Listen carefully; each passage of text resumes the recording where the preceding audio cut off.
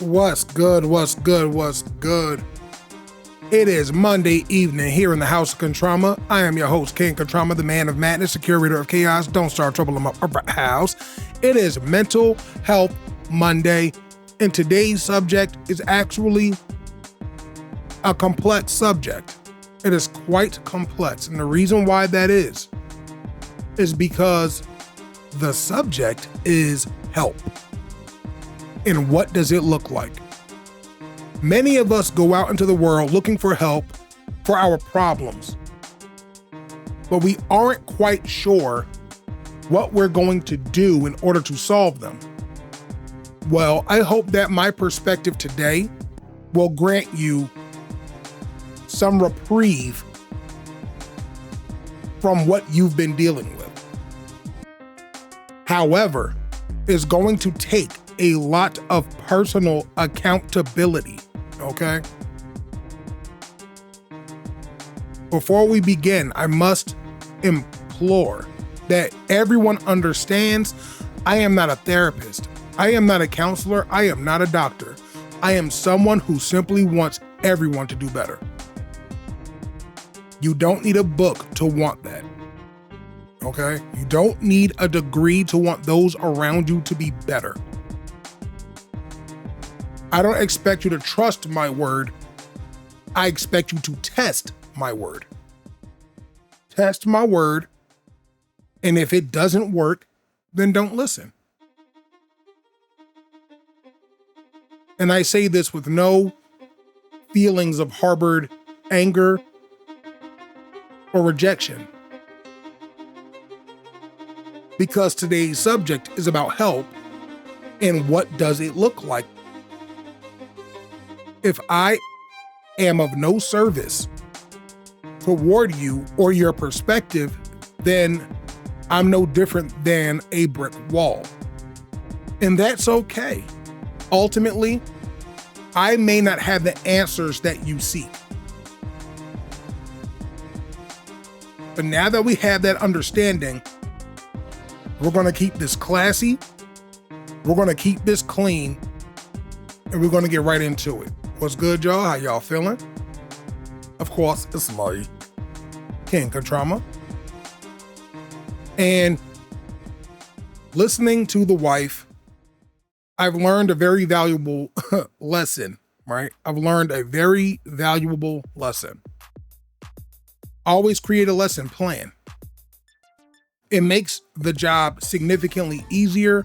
I may not have to hold you in class that much longer than normal. For those that don't know, this is a recorded session for YouTube, and it is 100% being created with the goal that we all do better, okay? I know that there are layers to problems. I know that there are layers to issues. I know that there's layers to your anger, your frustrations. I completely understand that. I am simply here to try and help you make your life better. Human to human, I should be able to do that, or I should want to do that. It should be perfectly fine for me to make the attempt at the bare minimum. But what we're going to do is we got a little vibe music in the back, a little island music, if you will.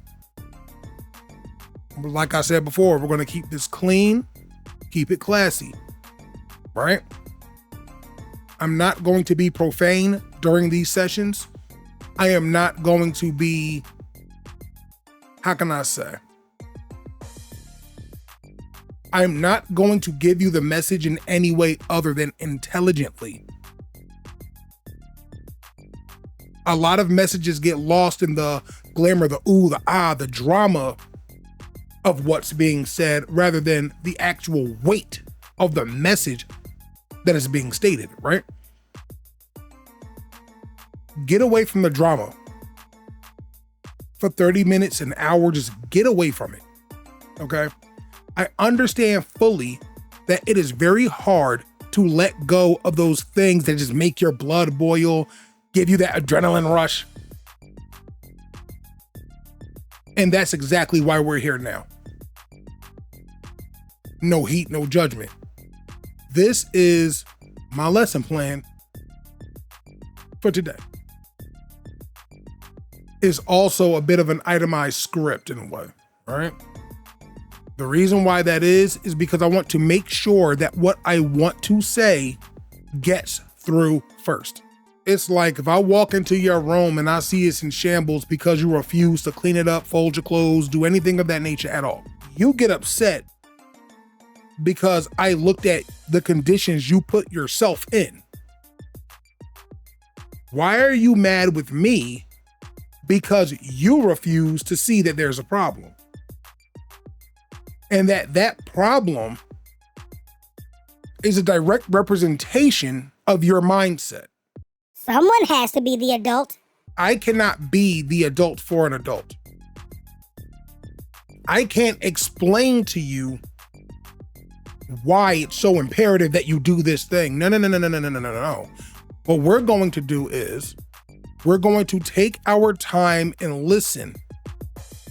And then we're going to assess and think about what is the best way to fix some of those problems. But a lot of people always try to offer a pill. They will offer you a drug to make the symptoms subside rather than give you the surgery so you don't have the problem.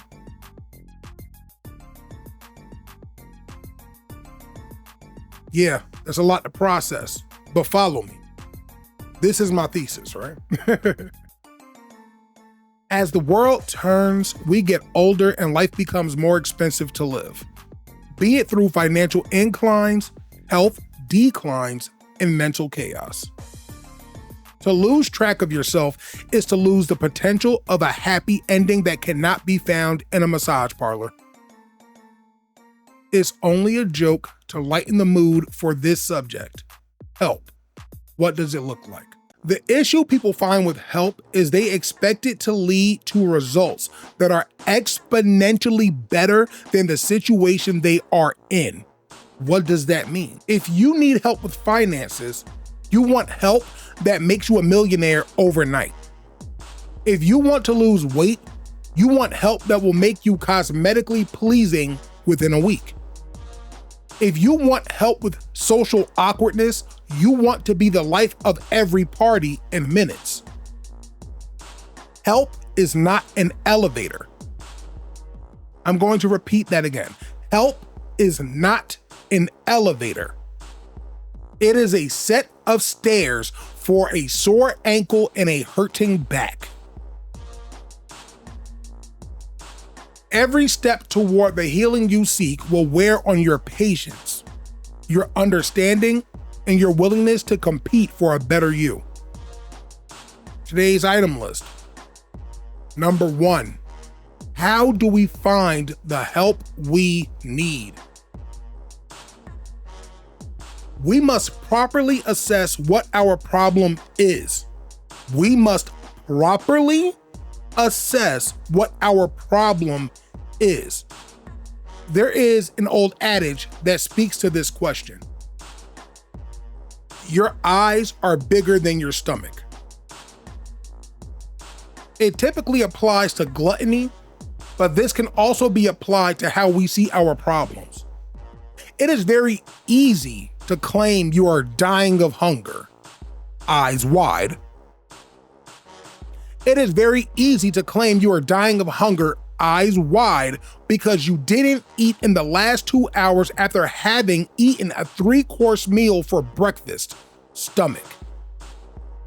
Sometimes you just need a few almonds and some water to soothe that hunger ache, despite your gluttonous behavior. However, this leads back to the original statement of people wanting solutions that lead to an exponentially better result.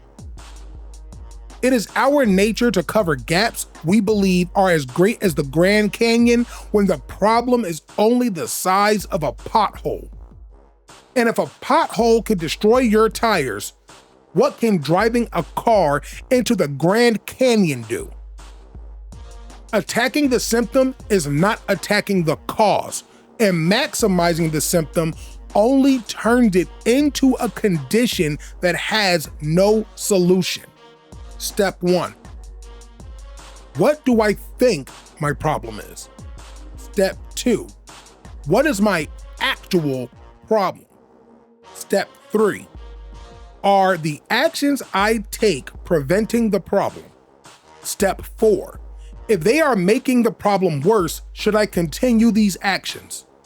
Step 5. If they are making the problem better, should I continue these actions? Example. I'm dying of hunger. Example. Number 1. I'm dying of hunger. Number 2. I'm hungry even though I've already eaten heavily. Number 3. I ate some almonds and drank some water. Number 4. It did not make the problem worse. Number 5. It soothed my hunger without a need for a full meal, so I should continue eating almonds and drinking water until my next full meal. Now that sounds like quite the solution. Just eat some almonds, drink some water, you'll be fine. However, this would effectively make your problem worse. Now let's rewind for a second, right? Let's look at the steps that were previously mentioned. Step 1, what do I think my problem is? I'm dying of hunger. Step 2, what is my actual problem? I'm hungry even though I've already eaten heavily or heavily eaten. 3, are the actions I take preventing the problem? I ate some almonds and drank some water. Are the actions I take preventing the problem? Now, we've already stated what the problem is. I'm dying of hunger, which is what we think is happening. Then it's, I'm hungry even though I've already eaten heavily, right? What is my actual problem? This is what you think your actual problem is in relation to your reality or in relation to your specific problem, right? Are the actions I take preventing the problem? I ate some almonds and drank some water because you've already eaten, so now you're snacking in order to not eat heavily, right? You then said it did not make the problem worse. Okay, then 5. It soothed my hunger without a need for a full meal, so I should continue eating almonds and drinking water until my next full meal. And you're probably wondering, how does this make the situation worse, right? You are supplementing your hunger issue with an addiction. How did we get to addiction so soon? How did we end up in this exact position? How did we get here, right? I know, addiction is quite the escalation. It leads to the question, if you are constantly eating all day long, how does that help you with the original problem? Which is you're hungry even though you've already eaten heavily. You're hungry although you've already eaten heavily. It's because you probably didn't assess the problem properly. The issue is you have an overactive appetite and you're finding a way to keep it rather than regulate it. I'm gonna say that again. The issue is you have an overactive appetite and you're finding a way to keep it rather than regulate it. Now you're like, well, damn, how is that fair to me? Or keeping it classy, right? How is that fair to me when I'm hungry, but I don't want to engorge myself with a bunch of full meals, but now that I'm snacking, you call it an addiction? That is unfair. That is conflated. That's impossible. That's ridiculous. You are a charlatan, right? Anything that would indicate that what I said was absolutely a falsehood to you, right? The issue is you have an overactive appetite and you're finding a way to keep it rather than regulate it. Because now that you've been consuming almonds in water, these are not things that would cause you to explode in your weight, obviously, but it replaces timely meals with constantly eating and leaves you back where you started. With the exception that you are still eating full meals after all of the almonds and water you could possibly handle. Now that we have discovered the actual problem, we can take things to the next step. Hold up there, buddy. Wait a minute, buddy. Wait a damn minute there. Yeah, now that one I'll keep. Wait a damn minute there, buddy. If I'm eating the almond and the water, that will keep me from eating full meals, but you're also still eating the full meals. So now you're just eating all day on top of that. You already have a very active hunger problem, right? An active appetite problem. You're eating nonstop on top of what you normally eat. And you don't see how that could be a problem. That would be similar to, hey, instead of drinking one bottle of alcohol every few hours, now I'm just gonna take a shot every so often in between until I get to the next bottle. That way, I don't gotta keep drinking bottle after bottle after bottle, but you haven't stopped the actual issue, which is now you're constantly feeding into the issue. Now, it may seem a bit unfair. I will give you that. It may seem rather unfair for anyone in particular. It may seem very unjust that you are trying to actually solve the problem by not eating full meals, but you've already decided that, you know what? If I can't have a bottle, I'll just have a couple of shots. And I'm gonna keep drinking shots. And I'm gonna keep chilling on shots. And I'm gonna keep relaxing on shots. And I'm gonna keep consuming shots over and over and over. Shot, no Lil Jon, right?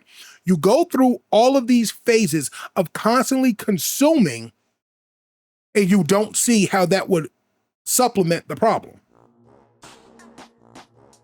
Now it's, oh man, I ate so good this morning. All right, in 2 hours, I know I'm gonna be really hungry. Let me eat these almonds and drink up this water until I can get access to the next meal. You don't actually curb the original behavior. You now have effectively added to it. But wait a minute, didn't you suggest almonds and water as a method to help you curb the hunger in the first place, not in addition to your problem of hunger or your overactive appetite? I did not grant you the idea that you consuming almond after almond after almond would be the wisest thing in the world to do. If anything, what it should have done is lower the amount of food you ate in the first place so that when you stretch it out over the course of a day, the energy you get from it is much more beneficial. No, but you still had the 3-course meal and then ate the almonds. Still, you see the problem there? Let's continue. How do we discern what is actually helping and what is actually hurting? Again, this is question 2. How do we discern what is actually helping and what is actually hurting? Eating the almonds and drinking water help you not complain about your hunger, but it hurts the process of regulation.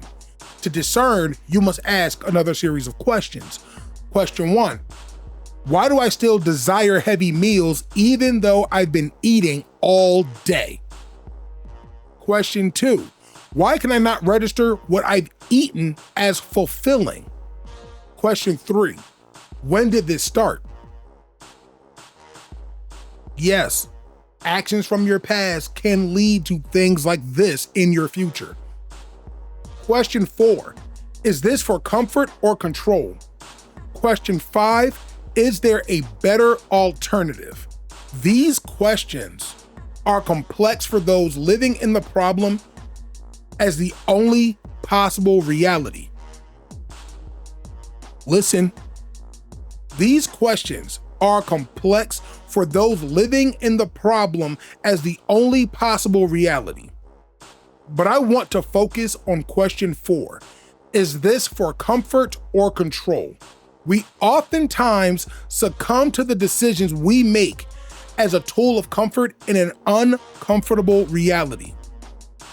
This can apply to the careers we have, the habits we have developed, and even long-term and short-term relationships. Think of the toxic and problematic ex you had who did everything in their power to make your life worse. Think of how you gave them years of your life while you suffered with them. You looked for every way to keep the relationship because it soothed the symptom of being alone, unwanted, and unloved, but it never touched the root cause: a lack of reciprocal intimacy. You held on to something because you were alone, unwanted, and unloved. But the real issue underneath it is you have a lack of reciprocal intimacy. What does that mean? Isn't that the same as being alone, unwanted, unloved? No. Because you have an intimacy within yourself, you go seeking it elsewhere. Under another adage, treat others the way you want to be treated. Okay? Treat others the way you want to be treated. Treat others the way you want to be treated. That is what we expect of others, knowing that in human nature, it's very unlikely that you'll stumble across that in a form of, unreasonable serendipity. It's not going to happen, okay? You have to find someone that aligns with you. But again, think of how you gave them years of your life while you suffered with them. You were in suffering, but you stayed. You were in suffering, but you stayed. So now when you decide, hey, I want to find something bigger, better, badder even. If you want to find something that is so much more aligned with you, you can't even enjoy it because you went in trying to solve the wrong problem. I want a reciprocal intimacy, but I feel alone, unwanted, and unloved. You feel these things based on what you've viewed, observationally, of course, what you've experienced directly and what you experienced indirectly. Being in a group of people and everyone having a prom date but you did not happen to you, but it affects you. But you asking someone, hey, go to the prom with me, and then they go, no, I'm not doing it. What do you look like asking me that? Look at yourself, then look at me and see if it makes sense. Jesus, that's horrible to do to a person. That happened to you. That happened to you, okay? That happened to you. Now, watching your best friend get rejected, that's observational. And it affects you because it was such a harsh thing that happened that you don't want to put yourself at risk. But the big problem is you're looking for a date, but you're probably looking for the wrong reasons for them to be that. But what I notice is while you feel rejected, the girl that got rejected, you don't even want to go help her be unrejected, or vice versa. You want the unique capability of being the person with the problem. You want the unique capability of being the victim. That way, when you act out based on what your problem is, you feel justified. And that's how you end up in relationships for years where you suffer. You follow me? This is where it gets a little more intricate because there's more to this, obviously. You looked for every way to keep the relationship because it soothed the symptom of being alone. Say that again. Hey, gorgeous, how you feeling? I mean, as I'm stating here, right? Think of the toxic and problematic ex you had who did everything in their power to make your life worse. Think of how you gave them years of your life while you suffered with them. You looked for every way to keep the relationship because it soothed the symptom of being alone, unwanted, and unloved. But it never touched the root cause, which is a lack of reciprocal intimacy. You being intimate does not inherently mean those you deal with will give you that intimacy, but because you want intimacy and you find yourself in the throes with people who show you feigned interests, guess what? You end up losing year after year after year after year after year because you just want someone to reflect what you produce. Also doing what I thought I should do in the relationship as well, plus what you said. Well, we're getting into that. Maybe, and this is not something people want to hear, maybe you were the toxic and problematic ex to someone else, but couldn't recognize it. All forms of interaction require these questions for anyone to find improvement in their daily lives, but we often grow impatient if it isn't happening now, then it can never happen. That's not a reasonable way to think as long as you draw breath on this planet. If it isn't happening now, then it can never happen. Sometimes tomorrow is the time for a breakthrough, regardless of the pain we experience today. Sometimes tomorrow is the time for a breakthrough, regardless of the experiences we have today, okay? The pain we experience today, the arguments, the issues, the toxicity, the masculinity, the femininity, whatever it is. Sometimes it's for tomorrow, not today. It ain't your turn. And it sucks, but that's the truth. But now many of us go into this whole downward spiral. We go into this downward spiral of, I've been doing this for years. I've been doing this all this time. How come I can't solve my problem? Which brings us to question number 3. How long does it take to see results? How long does it take to see the results of my effort, my anguish, my pain, my suffering? How long does it take? And this is also an answer that no one likes. It takes as long as it takes. Ta-da. Rather than being focused on the end result, focus on the process. As someone who has been stagnant in his own fitness journey, I understand the cost of not starting the process. It is the hardest part of healing. The comfort we find in skating by, inclusive of living paycheck to paycheck, is the only solace we have in a world that seems to shun improvement when it cannot extract the benefit from us. I'm going to repeat that because that is so pivotal toward how you find help in the first place. The comfort we find in skating by, inclusive of living paycheck to paycheck, is the only solace we have in a world that seems to shun improvement when it cannot extract the benefit from us.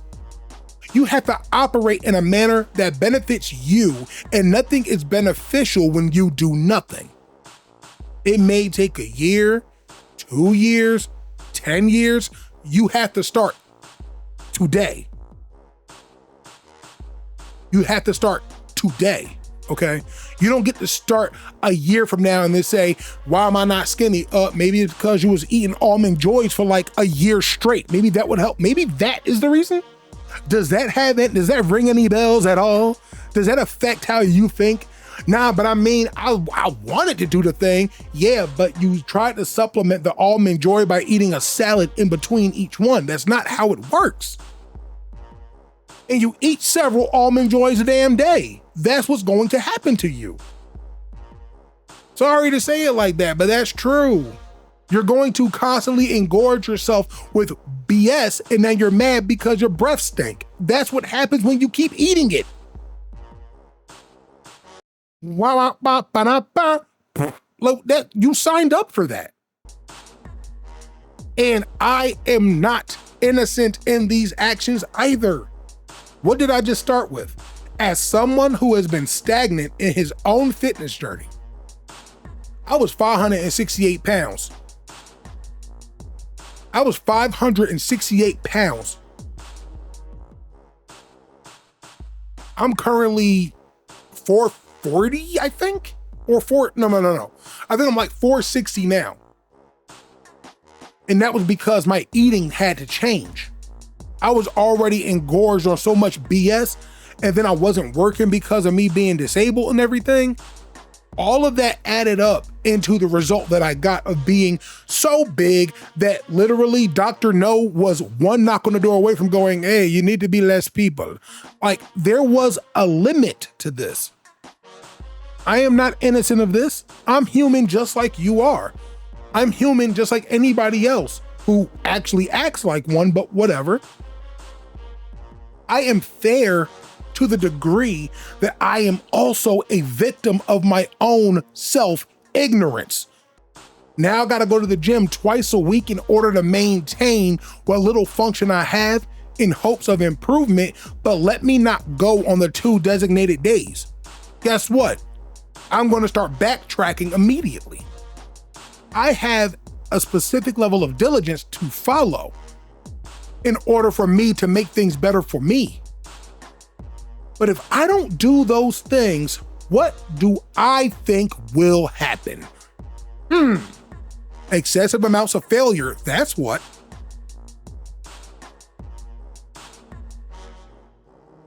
But again, how long does it take to see the results of all of this anger, frustration process? It takes as long as it takes. That's it.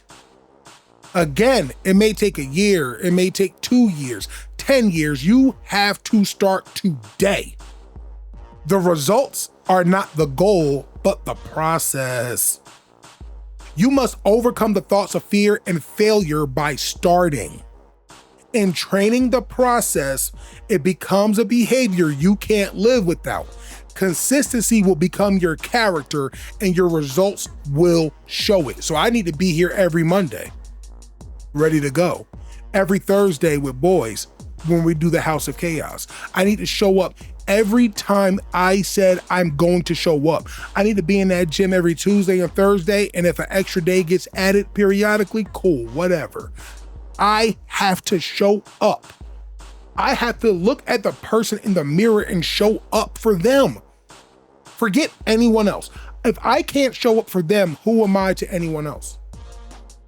But we're going to continue.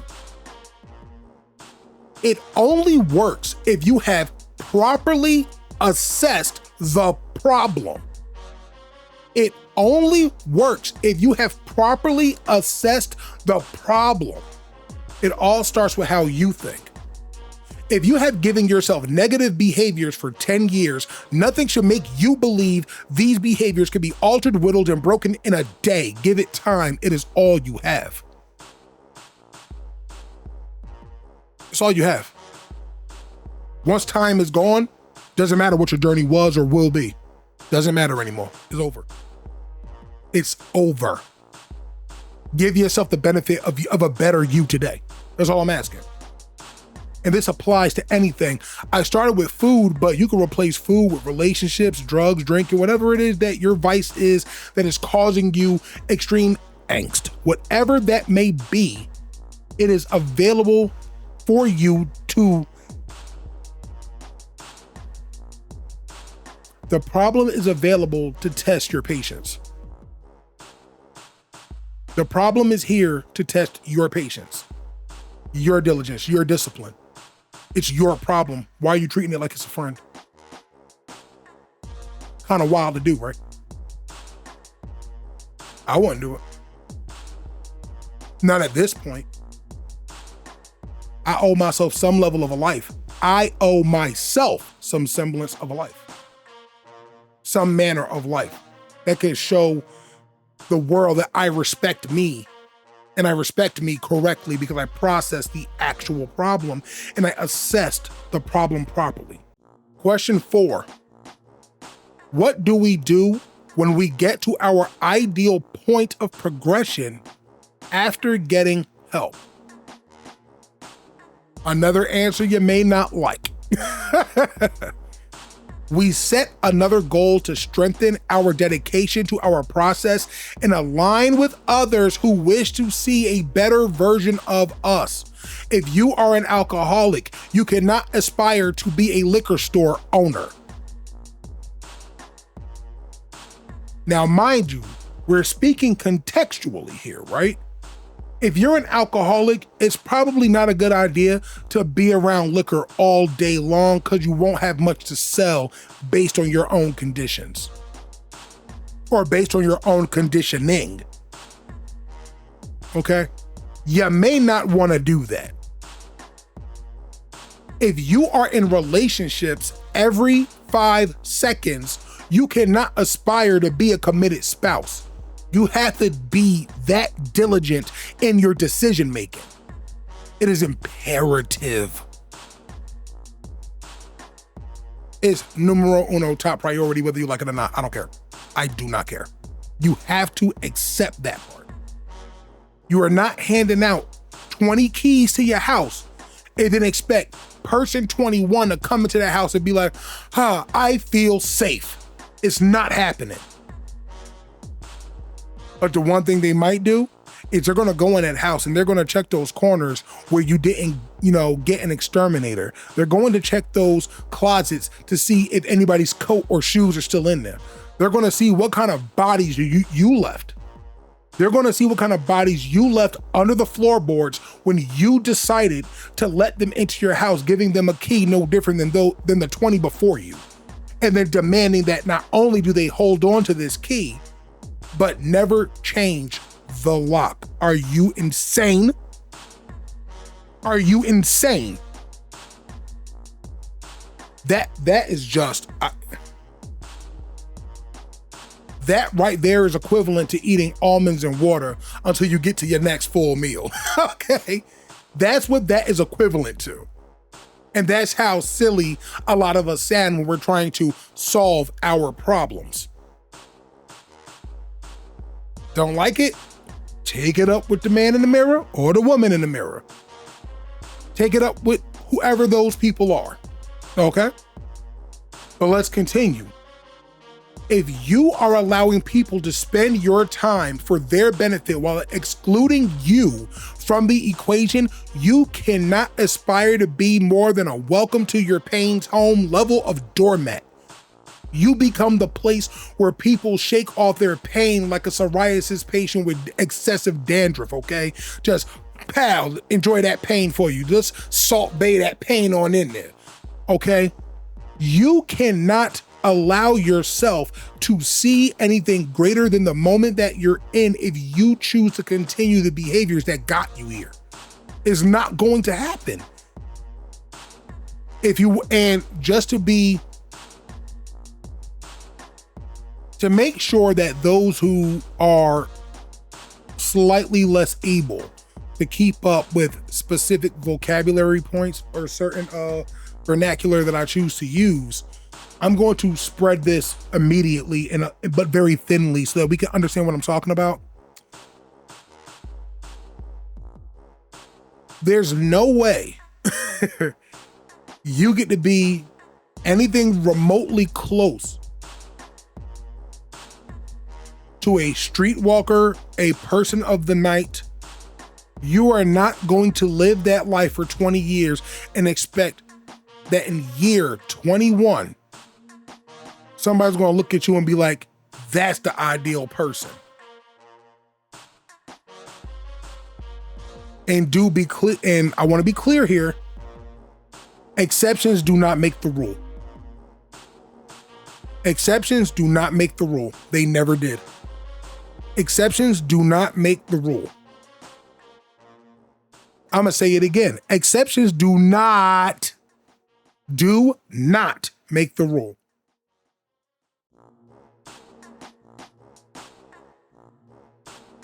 If you don't like that, change your life.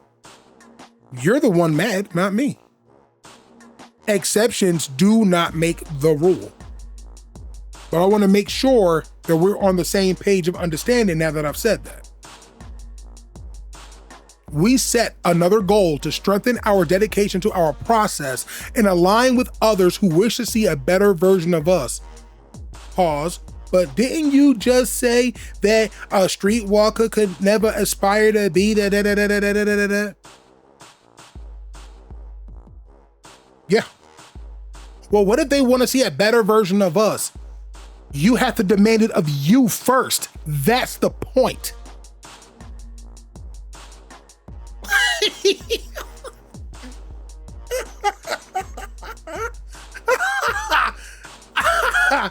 I'm sorry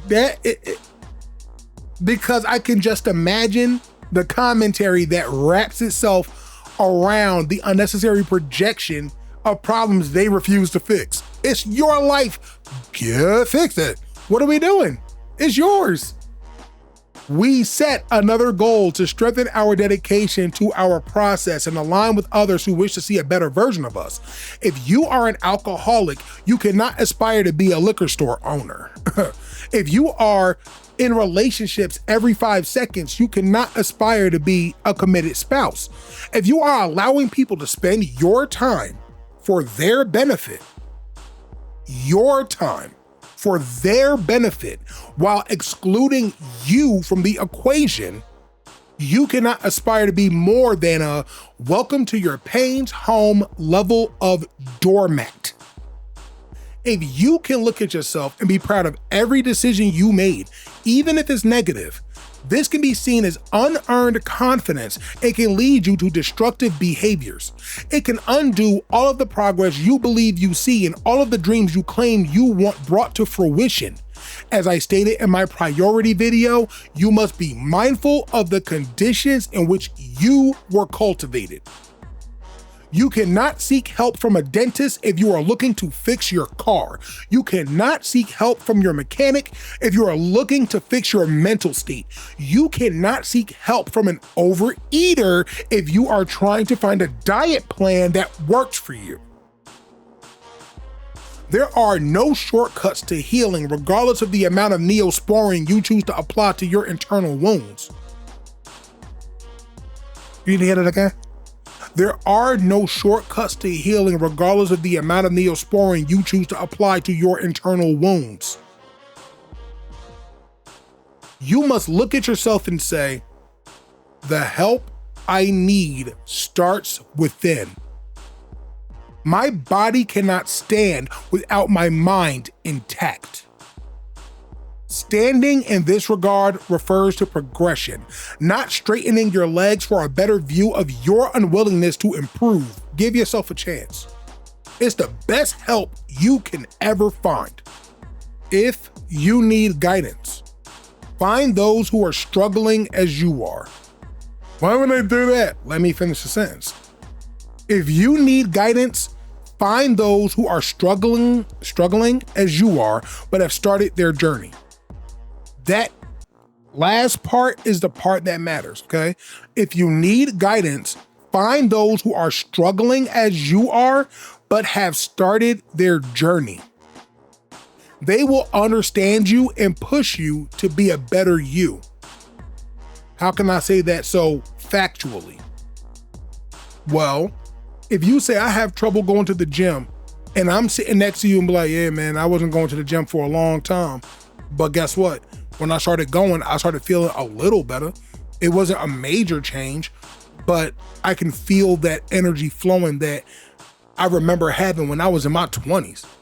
I remember that big burst of energy I got just from struggling to push 10 pounds with my leg. And you're afraid of that struggle, right? Yeah, man, it just seems like it's so hard. Bro, how much you weigh? Oh, I weigh like 520. I weigh 460. Oh, I know my weight went down some, but not majorly. I'm like, hey, I'm 460. I think it's lower than that. Oh, how did you do it? Well, you were probably already about like 470. I was 5'68", boy. Or girl, whoever I'm talking to. I was 5'68". Once my eating improved, then my weight started dropping because I wasn't eating as much processed BS over the course of them years. And it still took years to lose that. Which means if I want to go from 400 down to, let's say, 200, I got at least 4 years of work to do without surgery. 4 years of work to do with no surgery. But I have to look at my life and go, in 4 years, what do I want? I want to be able to walk down the aisle with my wife in peace. Man, I would love to be married, but you know these women out here be tripping and da-da-da-da-da-da. See, you still stuck in your problems, bro. And it's okay that you're stuck there right now, but you will not sit next to me while I'm walking forward and attach a rubber band to my belt to my belt loop just so you can snatch me back to where you are because you refuse to start. But I also hope that I become strong enough to make you get the hell up. If I get strong enough to make you want to stand with me so that we can progress somewhere, then I am perfectly fine with whatever that looks like. I can't move your legs for you. I can't lift your arms for you. I can't make your heart beat. Unless I jump out of a closet with a mask like oogada boogada or some weird thing. But I mean, functionally, I cannot change how you view your situation. I just want you to know that the biggest help you can get is from the fact that you want a better life. And if you want a better life, you know you have to work for it. And the biggest person outside of your physical body, the person that you really have to answer to is you. The person inside of the body. That thing that is your voice of reason. You have to be kinder to yourself in order to get the results that you want. You have to do that because at the end of the day, you have to be kind to yourself because at the end of the day, no one has the right for anyone to be kind to them. Okay? Now, a person says, well, what if I'm in it by myself? If you cannot socialize with anyone else, then be your own best friend. Push yourself. If you don't deserve the best of you, then you don't deserve the best from anyone else. I told you come with me to the gym and you bailed every time. I told you to come with me to the park so we could hit these stairs and I got a bad leg and I'm doing it to strengthen myself so that I don't have to have that problem. And this will help you at least get moving and you bail. I tell you, hey, it's cool that you haven't eaten, it's cool that you're eating lightly. I'd rather you eat lightly through the day. I want you to eat better. If you're eating throughout the day, that's not a problem to me. But if you're eating a 3-course meal every time you eat something and your idea of a snack is Marie Callender's pot pie every 2 damn hours, you're going to have a rough time in your life. You're going to have a rough passage toward your own progression because you have to find something that's actually going to balance you out. Oh, I don't eat no vegetables. I'll see you at your funeral in about 20 years. Oh, I don't drink no water. I know your bathroom water is orange. Ew. Oh, nah, see, I only like juice, man. I like my water with flavor. Regardless of whatever your rationale is, you telling me that you can't drink water? That's a problem. That's a serious problem because your body needs water to process the junk. And if you move your body enough and you start making those muscles work underneath, it will start eating away at the things weighing you down. That is what it's for. I don't care if you get skinny or not. That's irrelevant. Can you be healthy in a reasonable, constructive way? And no, I am nobody's weight loss fitness guru. I am not that guy, okay? I still got movies. No. I am not that dude, all right? I am not the dude to tell you what you need to do. I'm telling you what the effects are based on the steps I've already taken. So if I've taken these steps And I know how it feels to come out of the gym and just be sweating, my shirt soaked. I'm like, yo, I didn't know I had that in me to still be able to be that strong. You gotta test your body. You know how you gotta go to the doctor for a physical? Well, you have to go to the gym to get physical. You have to do something to get physical. And it's not me saying it again from the place of a fitness guru, none of that. I'm a fat dude that's tired of being in pain. So in order for me to soften the blow from my injuries, I gotta strengthen the things around them so that the injury can do better. I didn't want to accept that because so many people kept saying, it's because you're big. And I'm like, that's not the problem. That's will do. I felt that. I mean, it's the truth. People don't have the internalized capability of just going, hey, this needs to happen so that I can try to heal. It is already hard enough trying to heal as it is. It is hard enough trying to get people to see your point of view as it is. It is hard enough for people to love you in the manner you want as it is. So why would you help them hate you? Do not help people in the world hate you more than you hate yourself. Stop doing that. You already doing yourself a disservice, but then you're gonna give people a bunch of keys to the house of your security and your pain. Why would you do such a silly thing?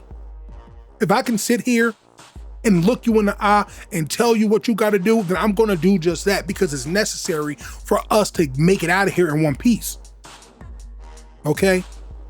I went to the gym and exercised through my pain just to lose 40 pounds so I can have surgery to gain a better quality of life. Let Miss A1 Killer be the primary example. Let Gorgeous be the example, all right? Because for me, I don't want the surgery, I need the function. Because the surgery will shrink you down, absolutely. But if your body isn't prepared for the function, you're pretty much wasting your time. That's why you see so many people in the world who go and get the surgery because they didn't assess the problem properly. They went in, I'm gonna just lose the weight real quick. But you didn't have any diligence, discipline, process, and now you're walking around the size of my pinky, but you walk with such a lethargy in your steps. It's because you didn't do the function necessary to justify the change, okay? You didn't do the function necessary to justify the change. Yeah, that's next level thinking, yes. We're not talking about from like 1 to 10, just from 1 to 2. A lot of us barely want to take the first step. The second one is going to get you. It's going to hit you very hard because you need to recognize that if you do not have the function, the change means nothing. You need to be able to mitigate the effects of the change by preparing yourself for the function. You need to mitigate the pain by preparing yourself for the function, okay? If you break your arm, the doctor wants you to have it set. The doctor wants you to set it so that it can heal together. But he's then going to send you to physical therapy so that the arm can get back to normal. That is how that operates, okay? That is how that works with anything you need help with. Which brings us back to the very top, the very beginning of this, okay? How do we find the help we need? We must properly assess what our problem is. You must properly assess what the problem is. There's no getting around that. That's true. That's what I had to do. Needing the hip surgery was my motivation. I mean, case in point. When you need to do something, the doctor's going to force you to follow their rules in order for you to get the result you want. So if I wanted weight loss surgery at 460, let's say 460. At 460, if I wanted weight loss surgery, he might tell me, yo, we need you to be 400 pounds. But if I get down from 460 to 400 or to 410, he's gonna be like, do you think you can lose another 50? Do you think you can lose another 50? He's gonna try to prevent you from going to the surgery. But if you then want this surgery after all of the work you did, he's gonna be like, well, do understand that a lot of people who go through this, they carry the mentality of their original body weight because the change is so rapid. It's primarily because they never did the work to follow up their functions, okay? They made the physical change, but did not alter their mind well enough to create discipline to help justify the function that they claim they want. I want to be skinny is not the same as I want to be lighter. I want to be skinny is not the same as I want to be healthier. I want to be skinny is not the same as I want to be a track star. If you are looking for a specific result, you, by all means, must be diligent and disciplined in every step you take toward the very goal you claim you want. But you can only do that if you properly assess what the problem is. If you then get the surgery, then go get a BBL, like you just effectively went back to the problem. You just went back to the problem because you didn't assess it in the first place. You didn't want the surgery. This isn't to gorgeous, obviously. You didn't want the surgery because you wanted to improve your life. You got the surgery so that you could make people think you did. And that's sad. Yeah, I vomit on that. It's disgusting. It's disgusting because it doesn't help you and you smile while you take in that poison. I'm not here to watch you commit suicide. I am not here to watch you commit suicide. Because if you don't commit suicide, as in your life is no longer on this planet, you're committing it because you've separated yourself from your ability to function, to truly function.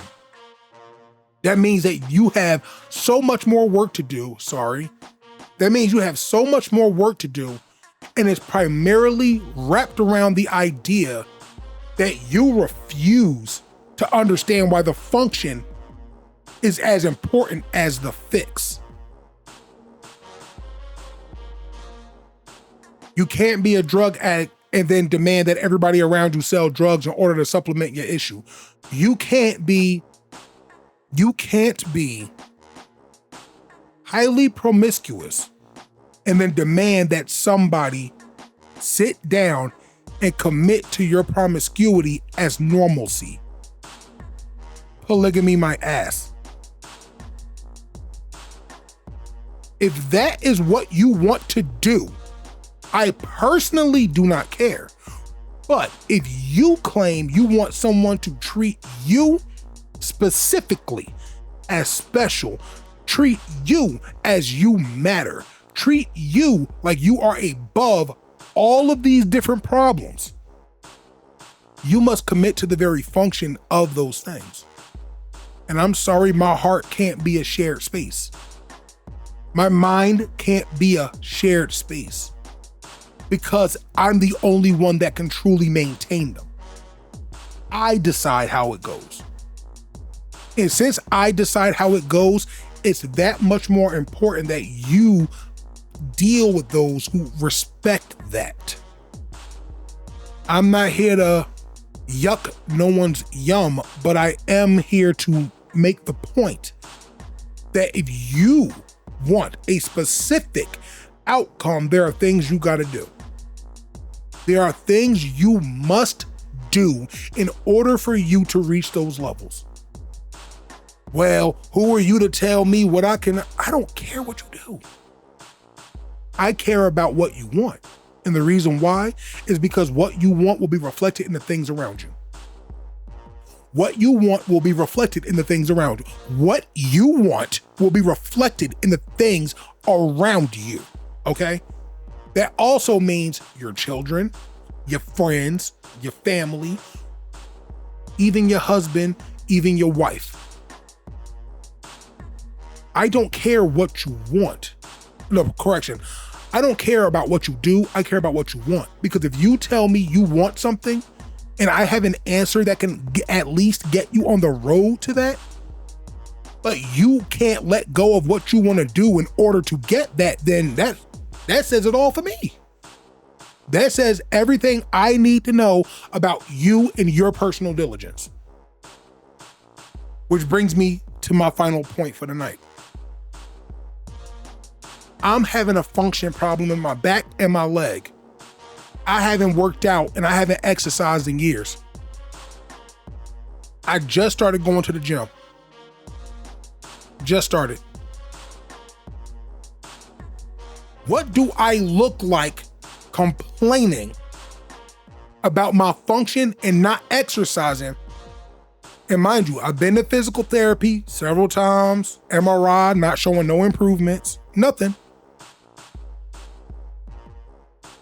What do I look like being told, hey, you're coming to the gym with me, I got you on a guest pass, you go when I go, just be available because you're not working right now, you know your situation, let's go ahead. And there's no jail, it's just strictly my back, my leg being messed up. You're not working, you know your money situation, you know how things are for you, you know how stressed out you've been. If I say, come on, come on. So if I say no to that, did I, if I say no to that, did I or did I not make my decision about my own problem?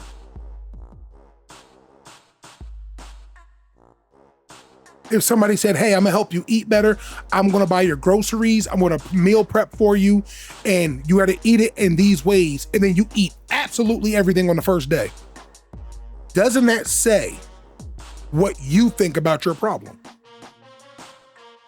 If your problem is greater than your process, you deserve every problem you got.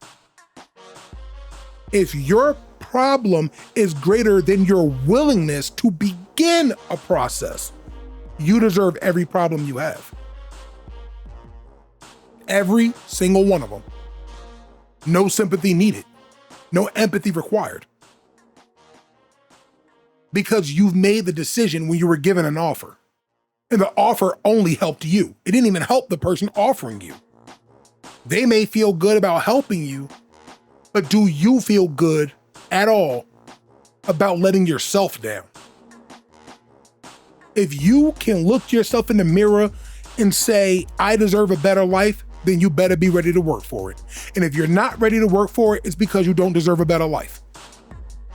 We don't like to hear things that make us feel bad. Oh my God, I can't believe someone on the internet. It's not about that.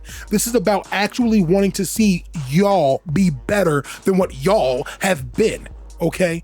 It's about me being better for me. It's about me being better for the wife. It's about me being better for my kid. It's about me being better for whatever in the world I touch.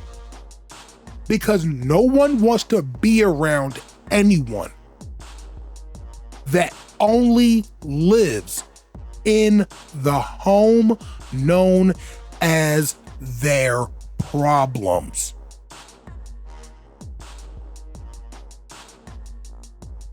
If you want to be antisocial, you're free to do that. But no one wants to be around anyone that only chooses to live in the home known as their problems. No one likes that. No one. I just realized I complain significantly less, and lo and behold, my social life begins booming. And I still don't like people like that. I still don't want people in my face. I still don't want to interact with people seriously. But when I go to the gym and I see somebody working out and I see that they there and I'm there, I'll look at them and I just do this. They look at me and go, because we know that if we both here, we both got a reason to be here. We understand that. And we understand that whatever our problem is, he might be there for stress relief. I might be there for back relief.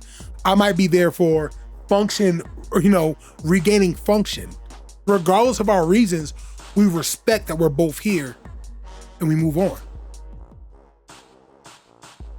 It's so subtle. It's not personal. It's about acknowledgement of the process. It's about acknowledgement of the process.